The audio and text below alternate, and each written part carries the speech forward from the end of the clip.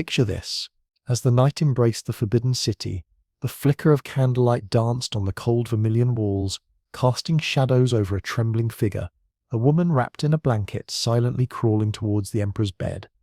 Outside, the sound of the eunuch's footsteps echoed like the rhythm of fate itself. No one dared breathe too heavily, no one dared love, and no one had the right to choose. In the Qing dynasty's imperial harem, every night was a high-stakes game of life and death. Every visit from the emperor was a gamble that could change a woman's future, and every concubine was a name carved among 3,000 beauties. Power, body, and hope were torn between glory and humiliation. Behind the thin silk curtain, what truly happened when imperial favor turned into a weapon and affection became a luxury? Who really won in that silent game? The imperial harem in the Qing dynasty was governed by strict rules that controlled every aspect of daily life. It wasn't just a place of luxury, it was a well-oiled machine where ranks were meticulously maintained. The most defining ritual was the imperial visitation, a procedure that may have seemed private but was in reality a national ritual. Each concubine had her name carved on a small wooden tag, which would be drawn at random every night after dinner. The lucky chosen one would be summoned to the emperor's sleeping quarters to serve him. It seemed like a fortune at first, but in reality, it was the beginning of a suffocating process where a woman had no control over her emotions and no ability to refuse. Once notified of her selection, the concubine had to bathe, perfume herself, and comb her hair, but she was forbidden from wearing clothes. Instead, she was wrapped in a blanket and expected to lie still, waiting. When the eunuchs arrived, she was carried to the emperor's quarters still wrapped in the blanket. She was not allowed to walk normally but had to crawl from the foot of the bed, demonstrating complete humility and submission. Even during intimacy, silence was enforced. Jewelry and personal belongings were forbidden, not just for security reasons, but also to ensure absolute control in the emperor's quarters. Only the emperor, the concubine, and 12 eunuchs were present, each playing their part in this ritual. The imperial visitation was timed. Once the clock struck the designated hour, the eunuchs outside would shout, signaling the end. If there was no response, they would call louder until they received a signal. Then, the concubine would crawl off the bed in the same manner she came and be escorted back to her palace. But this wasn't the most terrifying part. Did you know that retaining the emperor's seed or his semen wasn't always allowed? After intimacy, the eunuchs would ask the emperor a very specific question: should it be kept? This simple question determined whether the concubine would bear the emperor's child. If the answer was no, the eunuchs would press down on a special acupressure point on the concubine's abdomen and massage it until all traces of the emperor were expelled. This wasn't just a medical procedure, it was an abuse of power, and many eunuchs exploited their control over the concubines. They were touched, exploited, and silenced. One false move, one accusation, and they could lose the emperor's favor forever. For the women in the harem, being chosen for an imperial visitation was the only chance to rise in status. If they lost that chance, their life in the palace would be one of cold solitude until the end.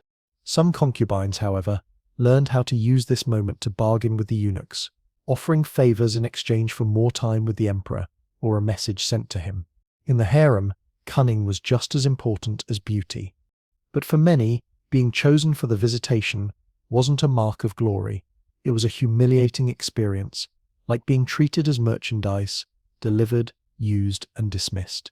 Even the seemingly special act of spending the night with the emperor was reserved for the empress. All other concubines were temporary guests in the emperor's quarters, their presence only fleeting. Furthermore, any concubine who violated the rules, whether by making a sound during intimacy or bringing jewelry into the emperor's quarters, faced severe punishment. Demotion, confinement, flogging, or even exile to the cold palace awaited those who disobeyed. Thus, love in the imperial palace was a fragile illusion, if it could even be called love. Concubines had no right to love. They only had the right to wait and hope that one night of imperial favor could change their destiny forever. The price to pay was humiliation, pain, and the constant risk of abuse. It all started with a small wooden tag. This simple name tag carried the fate of every woman in the emperor's court. If you thought that all the concubines were eager for the emperor's visit, think again. Sometimes being chosen was like receiving a death sentence, especially during certain times of the month. For modern women, menstruation is a normal part of life, but in the past it was seen as unclean, a bad omen. For the emperor, who was seen as the son of heaven, seeing blood during intimacy was forbidden. So, if a concubine was called for a visitation when she was menstruating, the consequences could be severe. At best, she would lose favor. At worst, she could be beheaded for disrespecting the emperor. In a world where women's bodies and lives were controlled down to the smallest detail, they had to come up with clever ways to avoid being chosen on these inconvenient days. One common trick was stealing the dragon and replacing the phoenix, meaning having someone else take her place in the emperor's bed. It was risky, but in a harem with hundreds, even thousands of concubines, many of them looked alike. If a concubine wasn't often chosen, the emperor might not remember her. So some women would send a palace maid, who looked similar, to take her place. Of course, this could only happen if the eunuchs in charge of the name tags looked the other way or were bribed. But if they were caught, both the impostor and the concubine would be punished severely, even executed. That's why few dared to try this trick. If they did, it was a dangerous gamble. A more discreet way was to use signals to tell the emperor that a concubine was inconvenient. During the Han Dynasty, it was said that concubines would wear a special gold ring called a jinji to subtly show they were menstruating. If the emperor noticed, he would skip her name tag. By the Tang Dynasty, this method became even more secretive. Concubines would mark a small red dot on their faces to signal they couldn't serve the emperor that night. Female officials would quietly change the schedule without anyone noticing. Later, during the 5 Dynasties and 10 Kingdoms period, each region had its own way of signaling. Some concubines would tie a red string around their wrist, while others would hang a red lantern outside their room. Just seeing the color red, everyone understood. "I'm inconvenient, please excuse me from the summons." In the Qing Dynasty, known for having the strictest rules, a special group called the Jing Yufeng was responsible for managing the imperial name tags. If a concubine was menstruating, she would inform the eunuchs in advance, and they would remove her name from the list. This helped prevent an awkward situation and made sure the harem ran smoothly, avoiding scandal.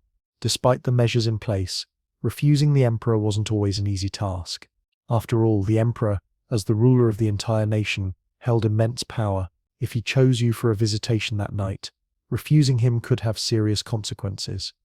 Not only would you offend the emperor's dignity, but it could also result in lasting disfavor.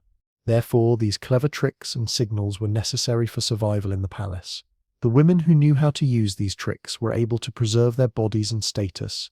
But for those who were either too clumsy or naive, the consequences were severe. They lost their opportunities, and sometimes their lives as well. What many didn't realize was that these strict rules only applied when the emperor was in the Forbidden City. When he traveled to places like Chengdai Mountain to escape the heat, or to other royal residences like the Summer Palace, the rules were much more relaxed. During these times, the rigid system of imperial visitations could be ignored altogether. Intimate encounters became more spontaneous and natural. There were no name tags, no rituals, just the emperor's inspiration. It was during these brief moments that concubines caught a glimpse of freedom in their otherwise controlled and suffocating lives. But such moments were rare, like falling stars, only a few weeks out of the year.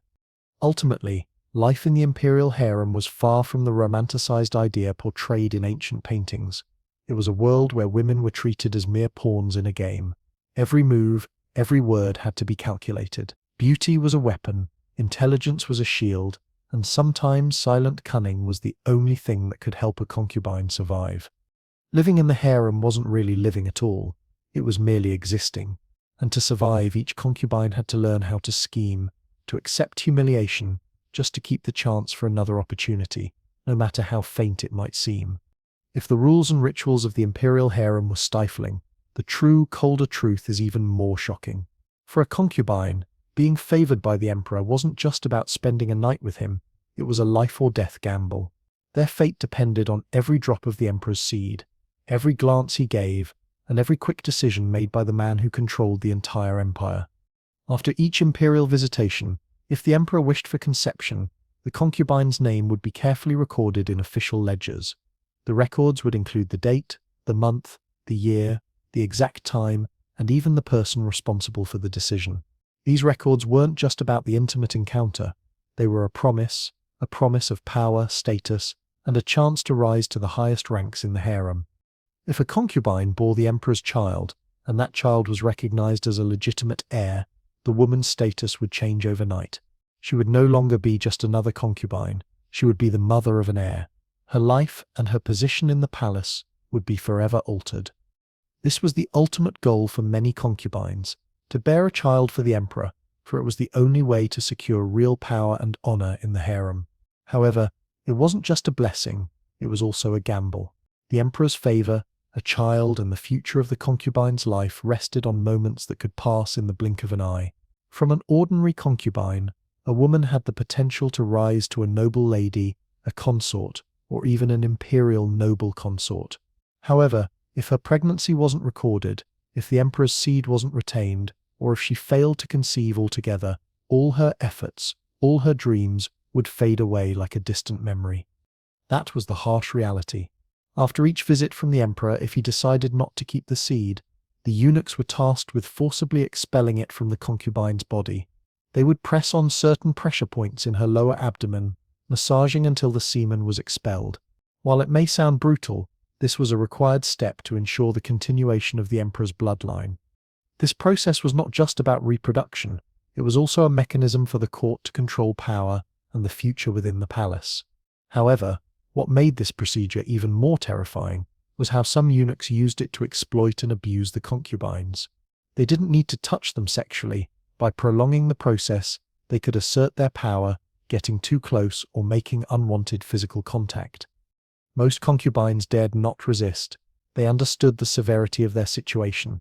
If they dared to cause trouble or refuse, it would go far beyond losing the chance to bear the emperor's child. The consequences could be as severe as being sent to the cold palace, or worse, being completely disregarded by the emperor for the rest of their lives. In this rigid, suffocating system, each concubine was a chess piece, forced to find her own way to survive. Whether it was slowly, quietly, or through painful submission, every move had to be calculated. As time passed, they learned a painful truth. Only those who became pregnant had the right to speak. For everyone else, their words meant nothing. For many women, this cruel reality led them to do whatever it took to retain the emperor's seed, even if it meant going against the emperor's will. Some concubines, after being massaged to expel the seed, attempted to retain some of it, or tried to stop the eunuchs from getting too close. Some went so far as to swap towels, hide the right moment, or use other tricks to secretly keep the possibility of conception alive.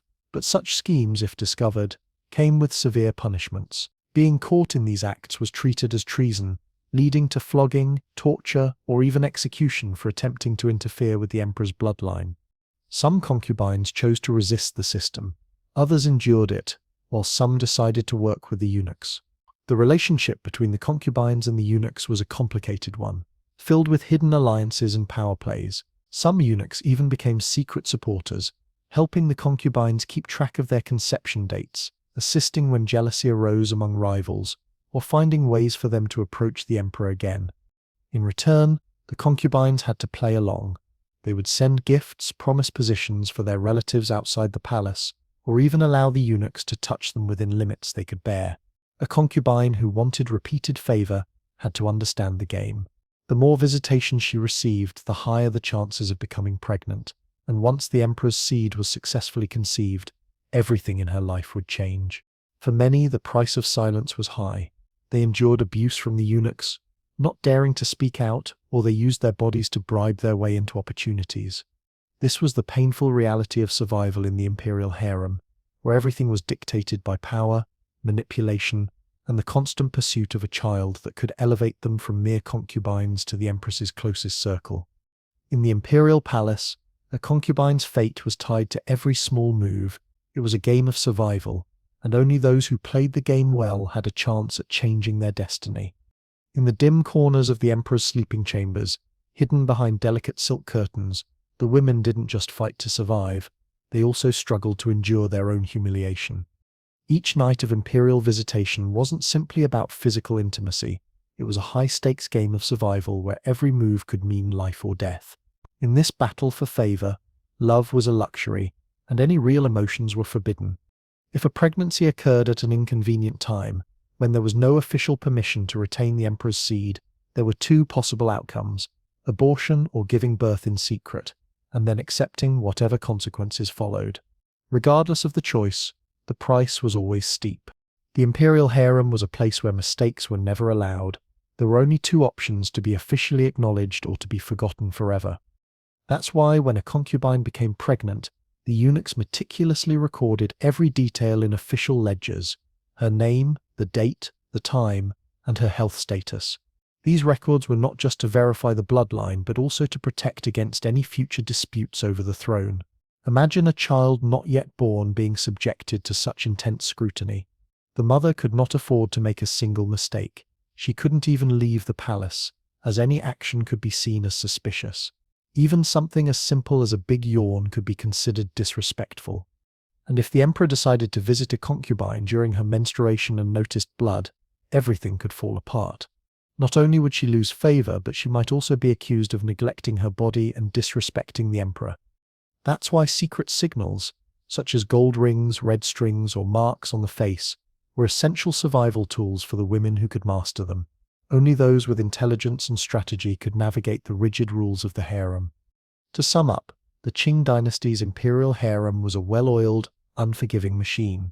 Inside it, women had no control over their bodies, no right to love, no ability to refuse, and sometimes no chance to live if they made a mistake. Was being chosen for an imperial visitation a blessing or a curse? Was it glory or a trap? Only the women who lived behind the closed doors of the Forbidden City truly understood. For us, living in the present, we can only listen, as though hearing the whispers of the past, a time when human lives were buried beneath layers of vermilion and gold. Thank you for following this story to the end. If you found it layered with meaning and emotion, feel free to leave a comment or share your thoughts. I'll see you in the next video, where we'll continue exploring the forgotten stories of the past.